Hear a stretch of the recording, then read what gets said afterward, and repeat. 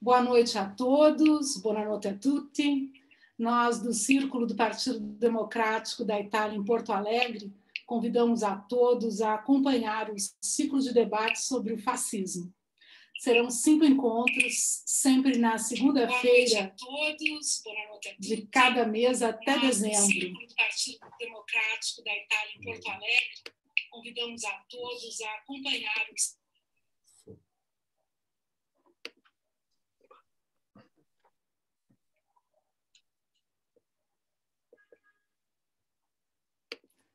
Peço desculpas pela reverberação, já corrigimos o detalhe. Então, serão 5 encontros, sempre na segunda-feira de cada mês até dezembro.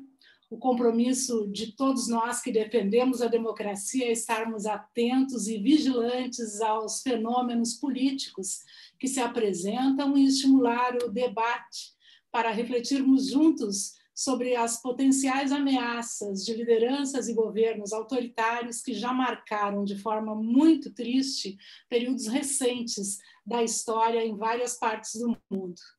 Frente a este momento delicado em vários países, e especialmente no Brasil, onde o próprio presidente desafia os processos eleitorais e tenta instigar a instabilidade democrática, nós entendemos que todas as instituições devem se manifestar e promover a defesa dos valores que sustentam o processo civilizatório. Iniciamos hoje essa série com o nosso convidado, o professor de Sociologia Antônio Davi Catani, um dos estudiosos do fascismo, que lançou em 2020 o livro A Síndrome do Mal, tratando das características desse fenômeno na contemporaneidade. Nosso palestrante, é professor titular do curso de Sociologia na Universidade Federal do Rio Grande do Sul, doutor pela Universidade de Paris, professor visitante na Universidade de Bolonha, pesquisador do CNPq e autor de vários livros. Contamos também com a presença dos debatedores Marcelo Garbosa, advogado, vereador de Porto Alegre por 2 mandatos pelo PT, secretário do Círculo PD de Porto Alegre e diretor do Laboratório de Pesquisas Públicas e Sociais LAPOS, de Fábio Vicenzi, advogado, candidato ao Parlamento Italiano em 2018 e presidente do Círculo PD de Porto Alegre. E esse ciclo terá um painel mensal com diferentes convidados, sempre na segunda-feira de cada mês, como eu disse a vocês. As transmissões vão ocorrer pelo Facebook do Partido Democrático de Porto Alegre, que é @PD Porto Alegre, e pelas web rádios dirigidas à comunidade italiana da América Latina, a bellacciawebradio.com e a brasilitaliawebradio.com. Contatos com a assessoria de imprensa vocês também vão poder encontrar. Meu nome é Cláudia Antonini, eu sou advogada, sou presidente da Associação dos Tradutores Públicos do Rio Grande do Sul, sou filiada ao PD, ao Partido Democrático, e vou tentar coordenar esse ciclo de debates. Passo, então, depois de saudar os companheiros que aqui estão e dar as boas-vindas, desejando que nós tenhamos um diálogo muito proveitoso, eu passo a palavra aos nossos 2 debatedores para a sua saudação e depois vou passar a palavra ao nosso convidado, o professor Catani. Marcelo, por favor.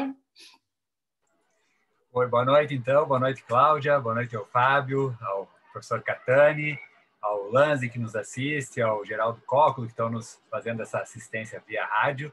Eu e todos os nossos filiados que estão nos assistindo aqui, a Estela, a Gisele, enfim, né, todo mundo que fez o trabalho aí de dar início a essa movimentação aí através dessa série de encontros, né, que iniciam a partir de agora. Eu, Cláudia, vou ser bem breve, já estou terminando aqui para passar para o Fábio, né, e só dar as boas-vindas também. Eu acho que vamos tentar sugar ao máximo aqui os conhecimentos do professor Catani. Então, eu vou parar por aqui para não diminuir aqui o nível do encontro. Passo para o Fábio aqui. Eu acho que nós já podemos depois fazer alguma intervenção talvez enriquecedora aí da fala do professor Catani. Obrigado. Professor Catani, boa noite. Bem-vindo. Obrigado pela sua participação, pelo seu carinho. Estamos ansiosos aqui para lhe ouvir. Uma saudação especial aos colegas do PD de Porto Alegre e dos outros círculos do Brasil e da América do Sul que estão nos ouvindo. É um prazer estar aqui com o professor, que em 2020 escreve sobre a Síndrome do Mal. Não imaginava, talvez, que ela pudesse ter tantos reflexos e ser alvo de tantos debates como esse que nós estamos fazendo agora, em razão de acontecimentos passados e recentes. Mas o nosso desejo é passar a ouvir o professor imediatamente, então devolvo a palavra à nossa coordenadora do evento, Cláudia.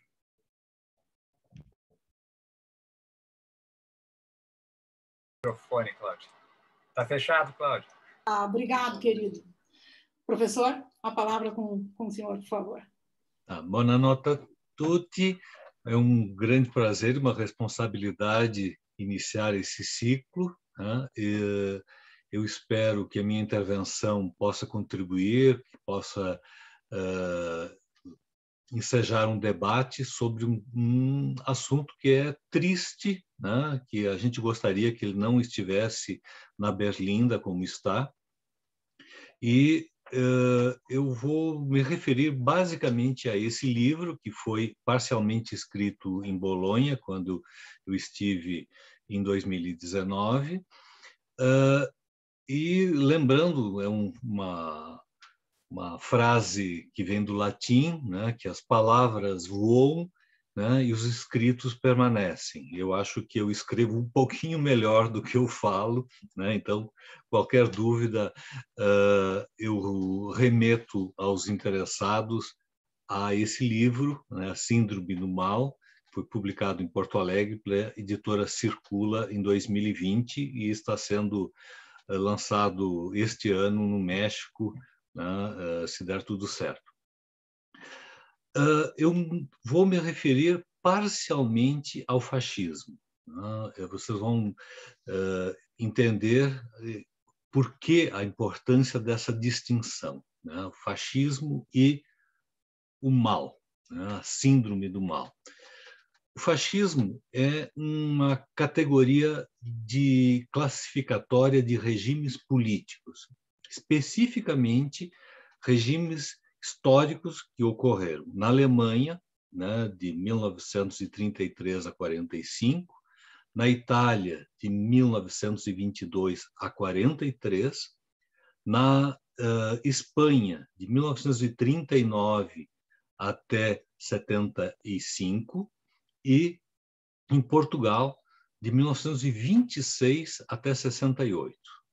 São regimes que envolvem instituições, nação, povo, uma relação específica entre um líder carismático, né, ou um líder autoritário, com comprometimento de boa parte da população, com o envolvimento das instituições, com o domínio sobre as grandes empresas, ou dá para dizer um conluio entre governo, grandes empresas, grande imprensa e, eventualmente, até as universidades. Né? São regimes que se caracterizam pelo autoritarismo, né? Por um nacionalismo de fachada, em alguns casos, né? E de controle praticamente sobre a vida da sociedade como um todo.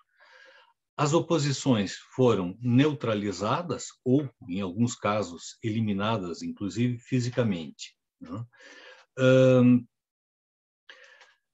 Então, assim, é uma categoria histórica. Né? E o fascismo hoje é uma palavra muito usada, né, indevidamente, em alguns casos porque ele é muito abrangente, em outros casos porque ele é muito limitado. Né? Eu acho que não dá para pensar o que está acontecendo hoje como um paralelo àquelas situações históricas dos anos 30, 40, 50, né? No caso da Espanha e Portugal, até praticamente os anos 70. Hoje se fala em fascistas, né? É o caso de algumas personalidades que podem ser classificadas como fascistas, né? Sem sombra de dúvida, né? Começando com a própria Itália, né? O Matteo Salvini, né? É uma personalidade fascista. A Marine Le Pen na França, idem. O Viktor Orbán na Hungria, claramente, eu acho que é talvez de todos os personagens o mais assumidamente fascista. Tem casos como nas Filipinas do Rodrigo Duterte e no caso mais próximo de nós, né, do Donald Trump até o ano passado, né, com um dirigente eleito, né, no comando da mais importante nação economicamente do mundo ocidental. E, no caso brasileiro, né, nós temos um importante miliciano que pode ser classificado como fascista. Junto com essas personalidades, existem grupos extremistas e, às vezes, pequenos partidos que dão consistência a essas personalidades. Nada que possa ser comparado ao que ocorreu, né, na Itália, na Alemanha, nesses países ibéricos e, no caso de Portugal. Isso é o fascismo, eu diria o fascismo histórico. Nós temos um problema que é muito mais sério, né? E eu faço um pouquinho uma ironia, né? Assim, a tia Odete, la zia Maria, a dona Fátima, la comare Antonella, il vicino di casa, o tio Oscar, il zio Domênico, não são personalidades, né? Mas são pessoas que nós podemos aproximar de digamos, de uma característica, de um patos fascista.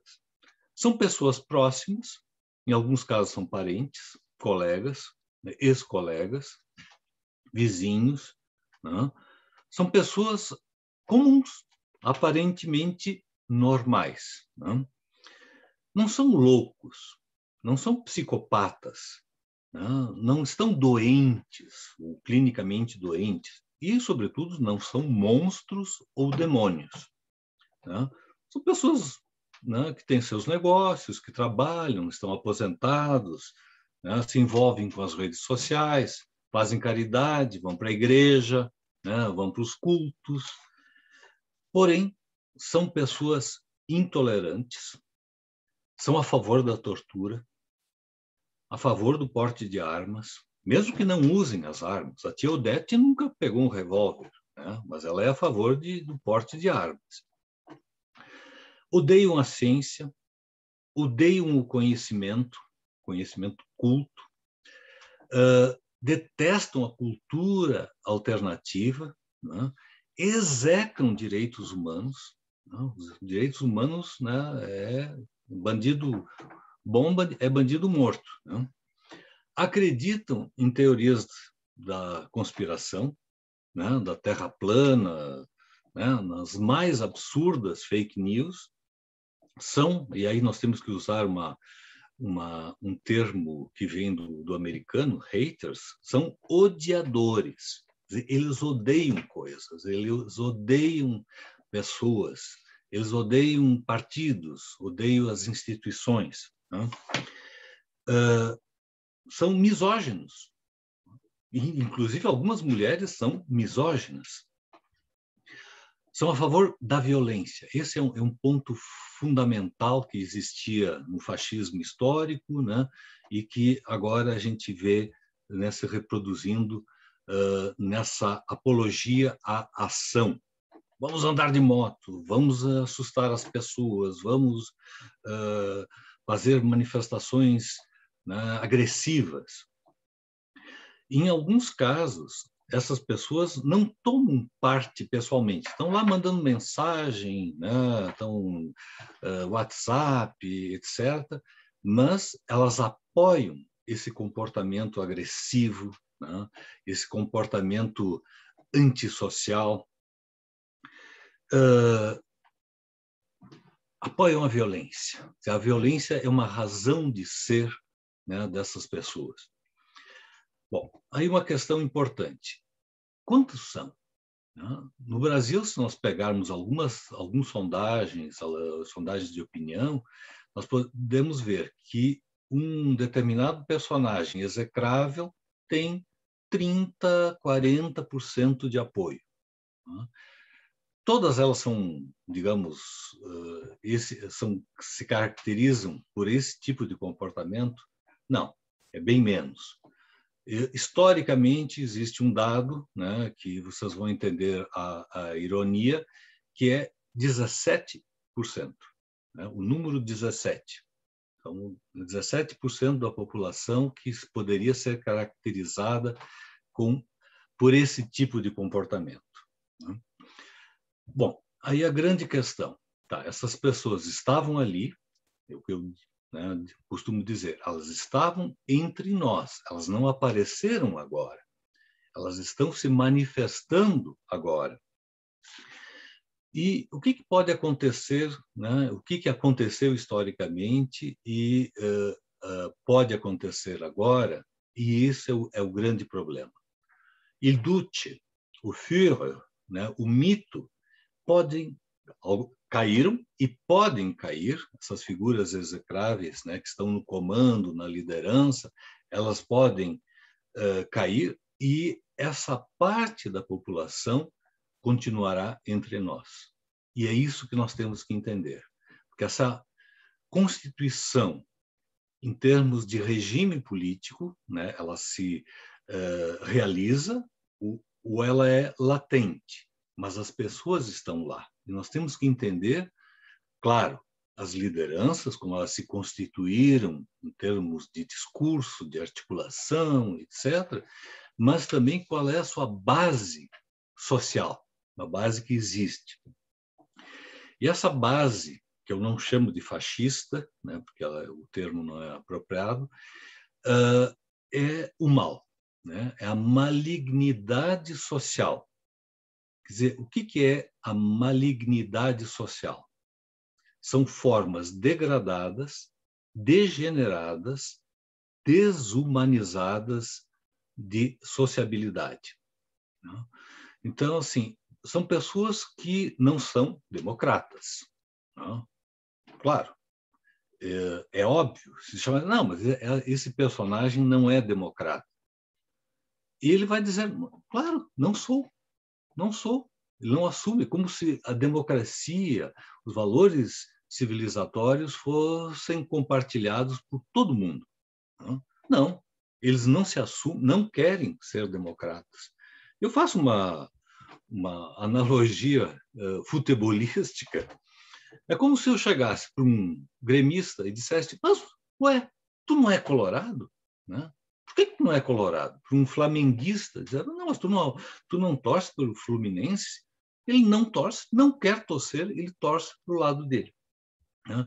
Então, essa ideia de democracia, direitos humanos, cultura, como algo compartilhado de forma homogênea, né, toda a população, né, não existe. Né? Para esses valores, dá para, né, repetir, para essas pessoas, esses valores se aplicam o slogan do Squadristi, né? Nem me frego, estou me lixando para isso, estou me lixando para a democracia, não acredito, não interessa, eu jogo num outro campo. Né? Bom, ok. Existem essas pessoas que não são democratas, não querem ser democratas, que detestam direitos humanos, que detestam os valores minimamente civilizados, e o grande desafio que se coloca, tanto para políticos, para qualquer cidadão, para professores, pesquisadores, bom, como é que isso acontece? Não é só um contexto histórico. Bom, a conjugação de forças assim. Não. Essas pessoas estão aí, estiveram, né? Continuarão eventualmente. Eu vou resumir as explicações básicas. Né? problemas mentais. É comum, inclusive, num discurso da esquerda, na mídia de esquerda, dizer assim, são monstros, são demônios, são doentes. Ok, um psicopata é uma pessoa clinicamente doente. Existem, mas digamos assim, isso deve representar 0,01%, 2% do total da população. Não interessa. Isso aí é do campo médico, clínico, psiquiatra, psicanalítico. Nós precisamos pensar as questões gerais. Como 1/3 da população, ou seja, é significativo, tem esse... Eles não são doentes. Eles não são monstros, demônios e coisas.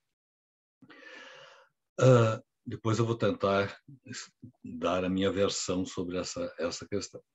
Segunda explicação, que é muito comum no campo da psicologia social, é dizer o seguinte: essas pessoas são obedientes às ordens, eles são obedientes à autoridade. Se aparecer um general, um ditador, como aconteceu com o Führer, com o Duce, elas obedecem, elas se conformam à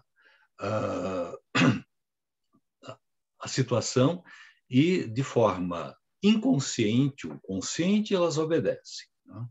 São os cumpridores de ordem, são pessoas que não, essa é a explicação, que não pensam. Bom, essas primeiras explicações são completamente equivocadas. As pessoas não são doentes, na sua grande maioria, são pessoas saudáveis, clinicamente saudáveis, e elas não são obedientes às ordens. Esse grupo problemático que é acometido pela síndrome do mal é composto por pessoas conscientes, podemos dizer normais, mas que têm uma concepção específica da humanidade, das relações sociais, até, digamos, do comportamento econômico, mas elas têm um padrão moral específico. Elas estão, e aí o termo é médico, mas não interprete dessa maneira, elas estão acometidas pela síndrome do mal, que é o título do meu ensaio.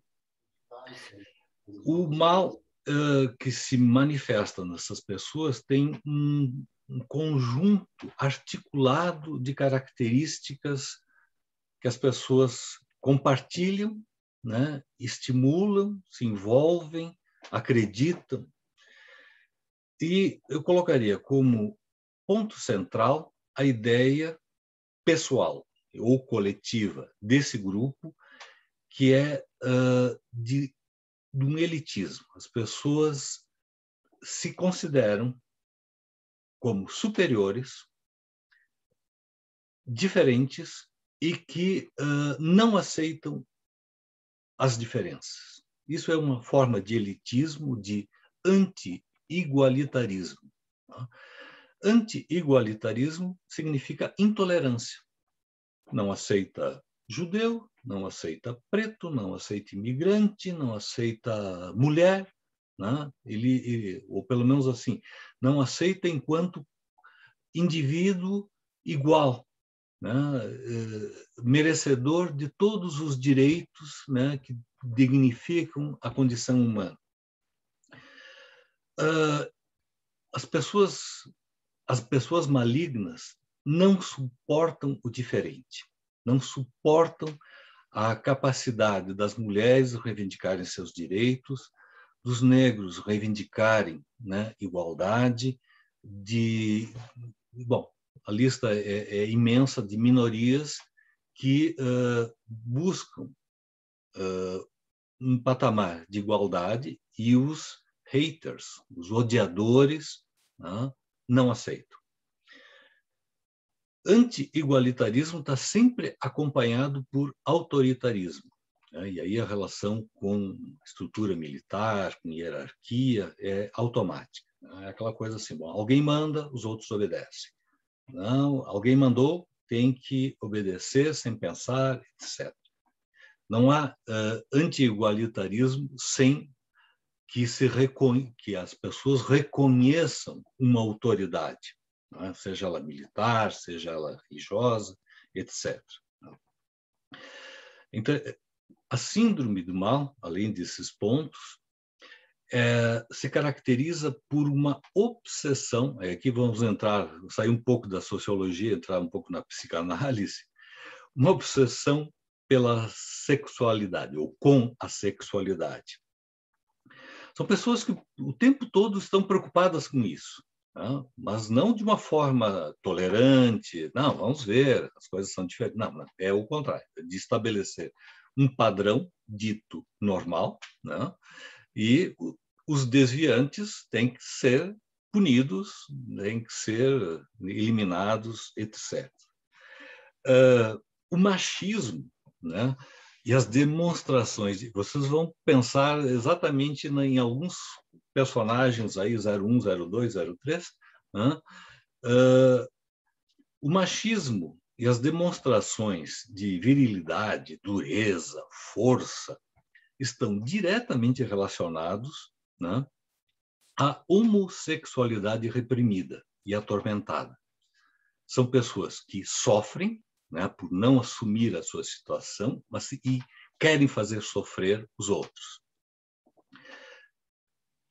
Paro por aí, porque esse é um ponto que a psicanálise aprofunda melhor do que eu. Outra característica, são pessoas que se reivindicam de um anti-intelectualismo. Detestam a universidade, detestam o conhecimento erudito, né? Detestam a cultura alternativa. Né? Essa ideia de um anti-intelectualismo é sempre ligada a uma espécie de irracionalismo. Né? Como é que a gente pode pensar que 10, 20, 30% da população acredita que a Terra é plana? Né? Claro, porque isso compõe essa síndrome. Né? Eles acreditam nisso, como, né, poderão acreditar em alienígenas, espíritos superiores que comandam a vida das pessoas na Terra, uma série de coisas que compõem esse espírito anticientífico, né? E isso é interessante analisar, porque ele é compartilhado, esse tipo de sentimento é compartilhado, inclusive, por professores. Podem ter cursado a universidade, podem ter pós-graduação, mas, ao mesmo tempo, não acreditam, né, na ciência. Né? Uma ilustre autoridade recentemente disse: não, porque existem cientistas e existem cientistas que não acreditam na ciência. Né? É algo tão risível, né? Tão grotesco, né? De uma pessoa que tem, né, proeminência nacional dizer uma asneira dessa. Né? Mas isso compõe esse quadro, né, de articulado, né, que se retroalimenta. Nada é sozinho. A pessoa que é racista, ela não é só racista, ela é racista, ela é intolerante, ela não aceita diferenças, esse tipo de coisa. Vou parar por ali, né? Eu remeto ao meu livro, né, que essas categorias estão um pouquinho mais detalhadas, e, vendo que o meu tempo está quase no fim, eu gostaria de completar dizendo o seguinte: esse é o quadro que tem proeminência hoje, aparece nas redes sociais, aparece no mundo da política, né, em várias nações, especialmente no Brasil. Alguns países já estão superando, outros, infelizmente é o caso do Brasil, ainda está contaminado por essa mentalidade, por essas pessoas que que não ouvem, que querem impor a sua visão de mundo. E eu digo assim, são poucos, né? Eles não são a maioria, não representam nem qualitativamente a humanidade. E eles só têm importância porque eles são mobilizados por forças econômicas que têm interesse nesse tipo de coisa. Vocês vejam, né, que reforma trabalhista, reforma da Previdência, privatizações, etc., tem apoio nesse tipo de personalidade, né, maligna. Então, interessa aos grupos econômicos dominantes que fomentar esse tipo de coisa. A malignidade social, né, é o lado terrorista do grande capital, né? E se nós pensarmos em mudança, nós temos que primeiro identificar quem fomenta isso, porque essas pessoas estavam lá. Como é que elas estão mobilizadas agora? Como é que elas têm tanto apoio, aparecem tanto, né? Por quê? Porque tem forças econômicas importantes que ganham com isso, né? A concentração de renda nos países acometidos pela síndrome do mal, e particularmente no Brasil, estão com graus de concentração de renda crescentes, né? A população pobre, mesmo que tenha votado ou que participa, digamos assim, intelectualmente desses valores, compartilha esses valores, né? Ela está sendo prejudicada. E essa é a questão principal: identificar os grupos que fomentam, né, grandes redes de farmácia, grandes distribuidores, bancos, né, grandes redes de restaurantes, empresas. Bom, alguns nomes já estão em evidência. Primeiro, identificar as pessoas, identificar os predadores, né, e os seus cúmplices. E esse é o grande desafio que nós temos enquanto cidadãos, né, que acreditam na democracia, acreditam nos direitos humanos, né, na participação e na construção de uma sociedade solidária. Então, assim, é um resumo esquemático. Eu não sou o único a dizer, né? Existem já uma infinidade de mobilizações de personalidades, de partidos, de instituições que estão na frente dessa luta contra o obscurantismo, o autoritarismo e né, tentando construir uma sociedade mais justa. Grazie. Muito obrigada, Catani. Extremamente rico esse tema, extremamente transversal, né? Atinge tantas hipóteses, tantas áreas. Vou passar a palavra para os nossos debatedores, para o Fábio, o Marcelo. Quem de vocês inicia? Marcelo, por favor. Vai contigo, Fábio. Então, eu faço uso da palavra. Obrigado. Professor Catani, obrigado aí pela sua belíssima explanação. Tomei nota aqui de alguns pontos interessantes. Obviamente, o tema ele é riquíssimo e exigiria, talvez, até um prolongamento do nosso tempo aqui do evento, mas vamos, então, tentar nos concentrar nos assuntos principais. Eu gostaria de fazer um pequeno confronto desse seu pensamento que o senhor traz à baila, com o pensamento também de outros autores internacionais famosos, como, por exemplo, a Hannah Arendt, que escreveu lá atrás As Origens do Totalitarismo, um livro de 1951, que vem sendo também muito discutido, rediscutido, sobretudo nos Estados Unidos, em razão do governo Trump. Ali se fala em elementos do totalitarismo e se coloca que está se vivendo um movimento que o senhor frisou, ganha relevância mundial. Mas esse movimento também ele encontra eco naquilo que se chama, no mundo moderno ou contemporâneo, onde nós vivemos também a chamada pós-verdade, onde tudo que é falado é transformado em verdade absoluta, mesmo sendo mentira, fake news, o senhor chegou a citar. Como conciliar todos esses elementos, um movimento, elementos do totalitarismo e a pós-verdade?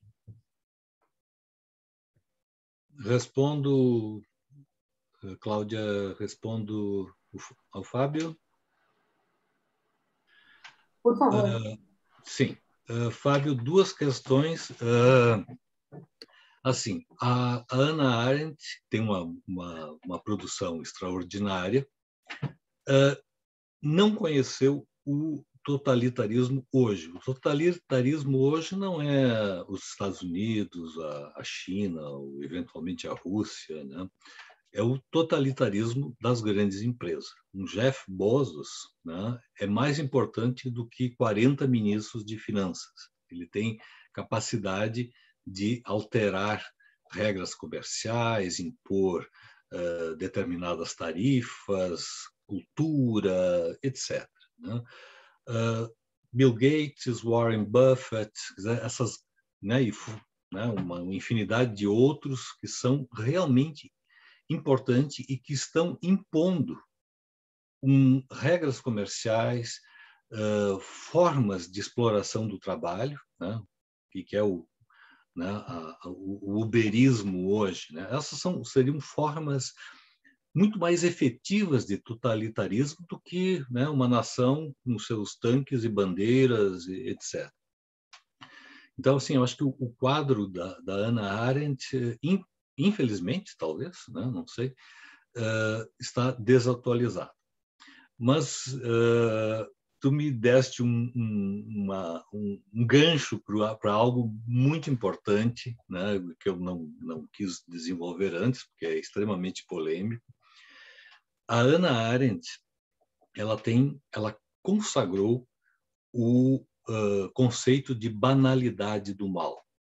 Tem um livro que eu acho o mais polêmico dela, que é Eichmann em Jerusalém, no qual ela desenvolve essa análise sobre o caso do Eichmann, o principal administrador do genocídio nazista, né?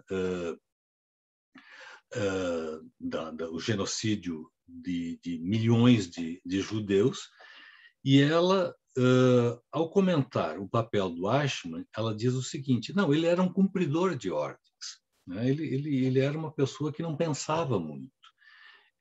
Ele obedeceu ordens, ele era um zeloso funcionário do partido, da hierarquia nazista, né? E ele fez o melhor possível.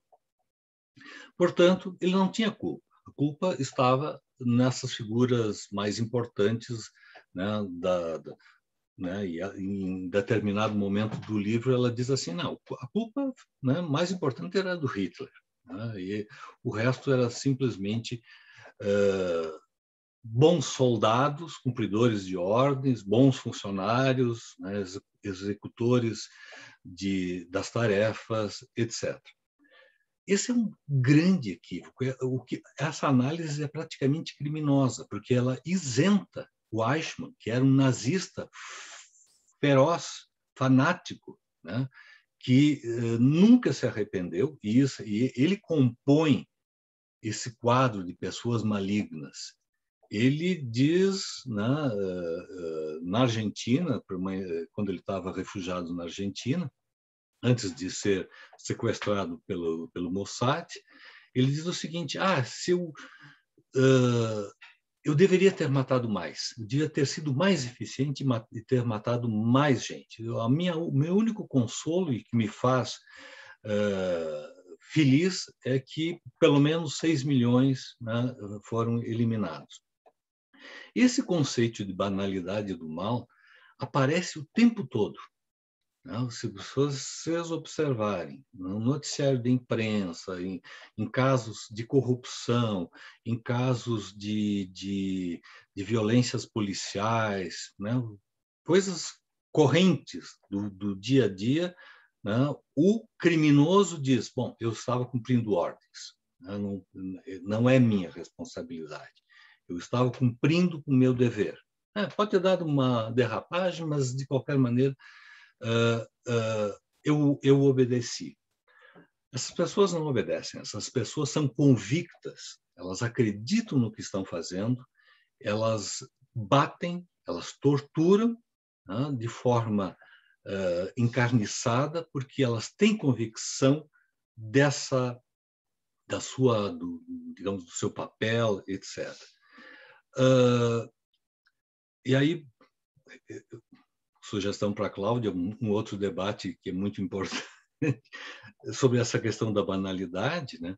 E a Hannah Arendt, ela é extremamente conhecida em todas as universidades da América Latina. Ela faz parte de currículo de ciência política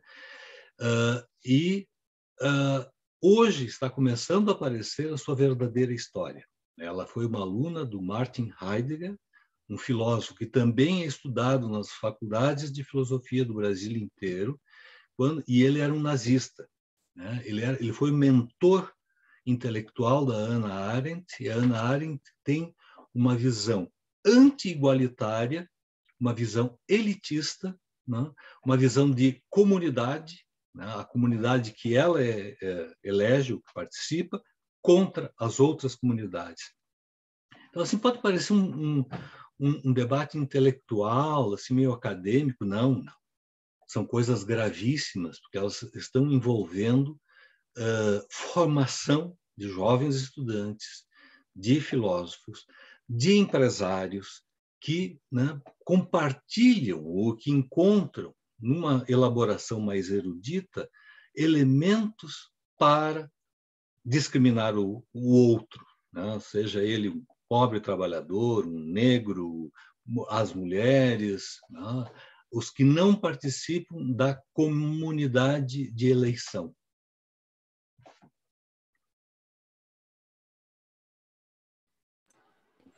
Então, muito temos aí a refletir neste momento que vivemos. Infelizmente. Ainda bem que ainda temos mais 4 encontros para parar um pouco e pensar. Eu acho que essa contribuição é relevantíssima, muito importante começar esse momento. Acho que um trabalho que o PD tinha que fazer. Muito obrigada, professor, por começar conosco essa caminhada. Marcelo, tua contribuição para o nosso debate, por favor.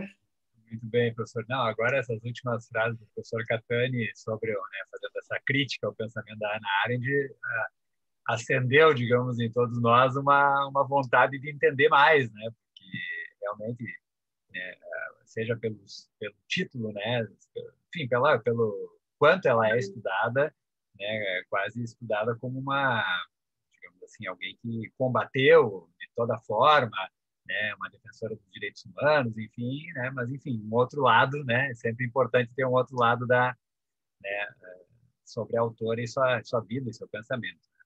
Mas eu, professor, quero trazer para coisas mais concretas aqui, né, porque nós tivemos agora no sábado, né, sábado passado, essa motociata, né, mas até aí, digamos, que uma das questões que chamaram a atenção foi a prisão, a detenção por algumas horas de uma pessoa que estava simplesmente batendo panela. Ela estava batendo panela enquanto passava as motos.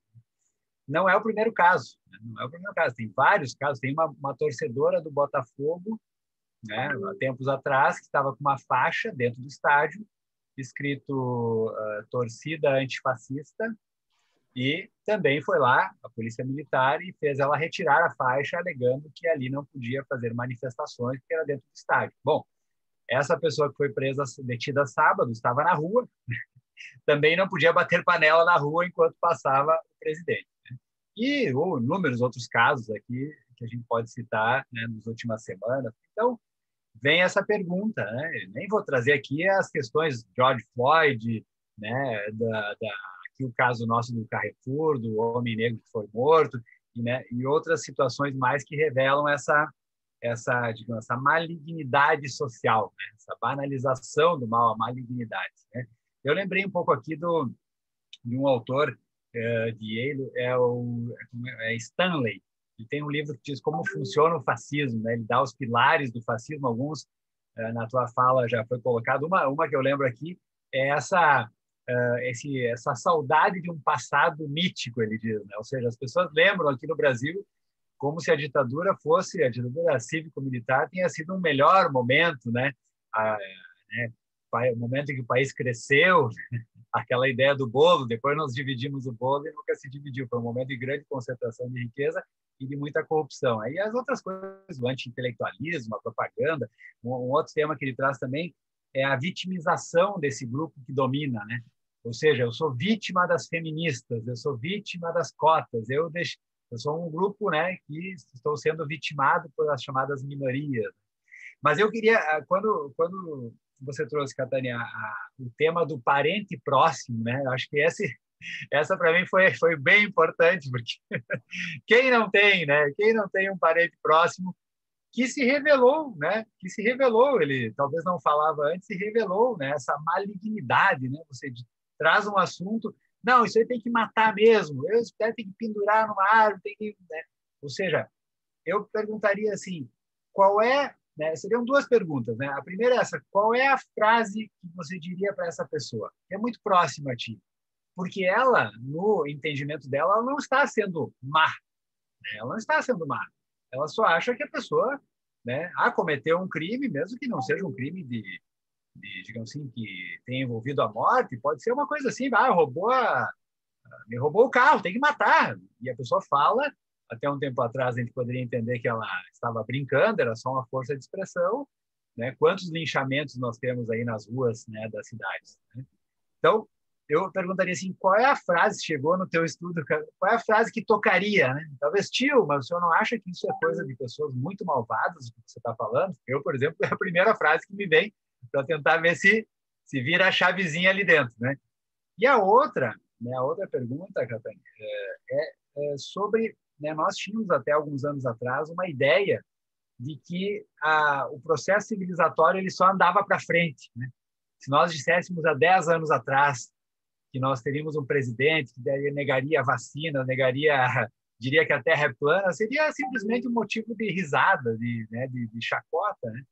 Quando, na verdade, nós estamos vivendo esse... Então, estamos, né? Ou seja, a história é cíclica, ou seja, o que nós estamos enfrentando agora, né, já se enfrentou antes e pode vir de novo, ou seja, num contínuo ciclo que não consegue, digamos, dar um outro passo nesse chamado avanço civilizatório, ou não, ou talvez um outro pensamento é dizer, bom, no passado as pessoas, né, a pena era da forca, da tortura. Hoje, bem ou mal, temos constituições, temos leis, então pode ter um avanço aqui ou ali, mas, no geral, a sociedade já foi muito mais malvada, né? Já se banalizou muito mais o mal do que é hoje. Portanto, daqui talvez 200, 300 anos, isso aqui, digamos, o que está acontecendo no Brasil e no mundo agora é um tropeço, mas depois nós seguiremos evoluindo e humanizando, enfim, as pessoas se tornarão melhores no futuro. Então, é isso, né? Ou é um ciclo infindável que a gente não consegue sair dessa espiral de violência que vira e mexe e volta para nos manter sempre vigilantes pela democracia e direitos humanos? Essas duas questões. Marcelo, isso aí já é a programação para os próximos encontros. Não vou responder assim, só vou comentar rapidamente, porque justamente acho que tocaste pontos que merecem aprofundamento, né? O primeiro tu fala da motociata, né? É isso? Isso. palavra feia, né? Mas circulou bastante nesses dias a fotos do Duce, né? Que fazia o mesmo tipo de coisa, né? Ele andava com aquelas motos, a exemplo do que está acontecendo aqui.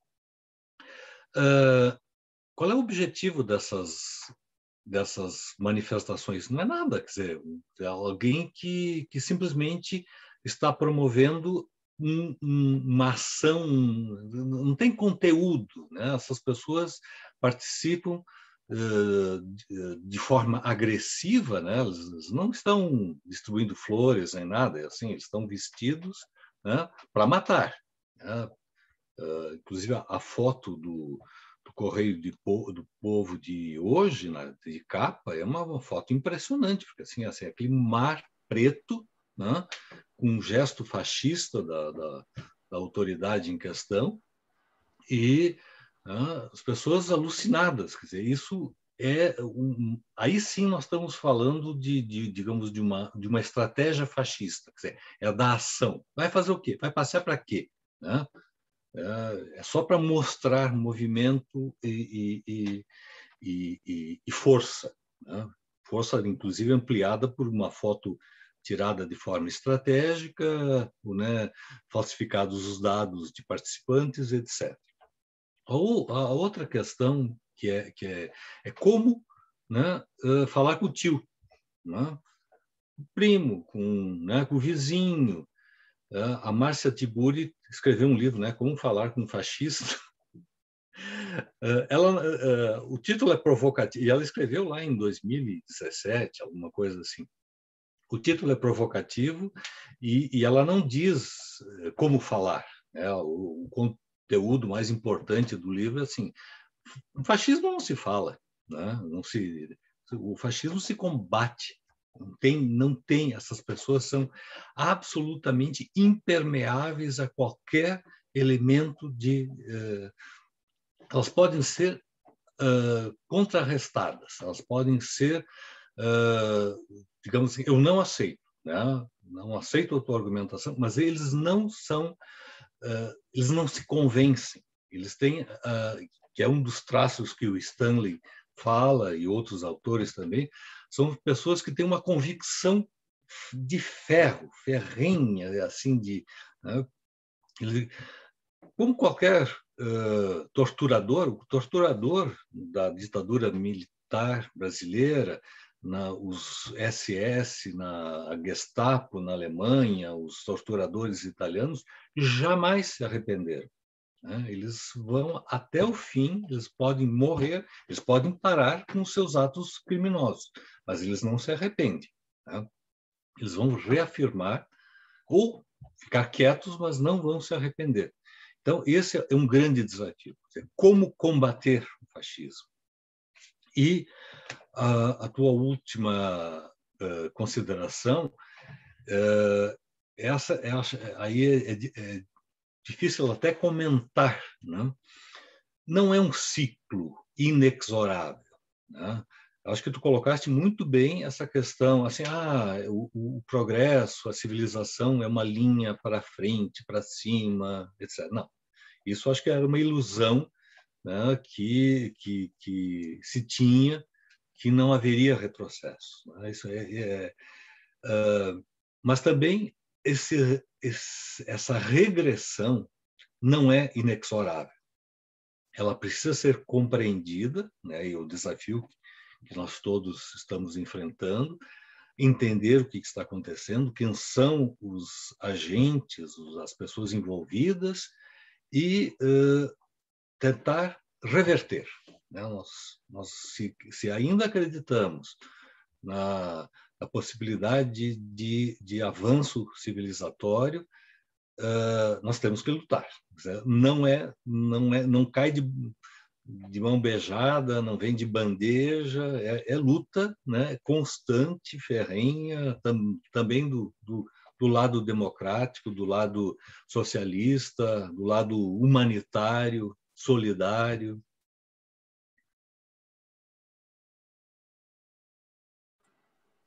Muito bem. Acho que temos aí vários temas que tratamos, né? Esse afastamento aí que tivemos de um mundo mais empático, né? Mais solidário, esse mundo que se tornou tão egóico, né? Tão voltado, tão ensimesmado. Tem muitos debates que eu tenho acompanhado em outros âmbitos, né? Que falam disso não só voltado ao fascismo, mas hoje eu acompanhava um debate que eu falei para o professor que estava antes com o IHU da Unicinos, o cristianismo está sofrendo com isso. Né? Eles também têm um esvaziamento, porque o mundo pós-moderno também trouxe essa visão mais ensimesmada, mais consumista para as pessoas estão voltadas para si, alguns, e esses comportamentos estão refletindo em todas as áreas. Mas foi incrível a gente parar, pensar, refletir, entender esse nosso novo mundo, começar a transmitir para os outros para que o enxerguem, e eu espero que nós possamos seguir essa caminhada, agradecendo imensamente ao professor Antônio Davi Catani por abrir esse nosso ciclo, esperando que isso possa ser reproduzido para os outros ciclos do Partido Democrático do Brasil, através da Rádio Bela Tchau, através da Rádio Brasitália, através do Círculo PD de Porto Alegre. Depois nós vamos também, provavelmente, fazer uma simultânea, uma legendagem da nossa conferência para mandar para a Rádio Web do PD Itália. Acho que nós podemos contribuir e trocar essas palestras que... Essa já foi uma maravilha, imagino que nós vamos conseguir fazer esse trabalho com a contribuição de pessoas brilhantes, como o professor Antônio, que eu agradeço imensamente. Então, uma boa noite a todos, obrigada a quem pôde acompanhar, vai ficar gravado, nós vamos distribuir essa gravação. Obrigada a todos, professor Antônio, Fábio, Marcelo, agradeço a presença do André, que está aqui conosco, presidente do PD Brasil. Obrigada, e vamos seguir aí esclarecendo, conscientizando e contando com a colaboração e a presença de todos vocês. Boa noite. Boa noite. Boa noite. Boa noite a todos. Obrigado uma vez mais, professor Catani.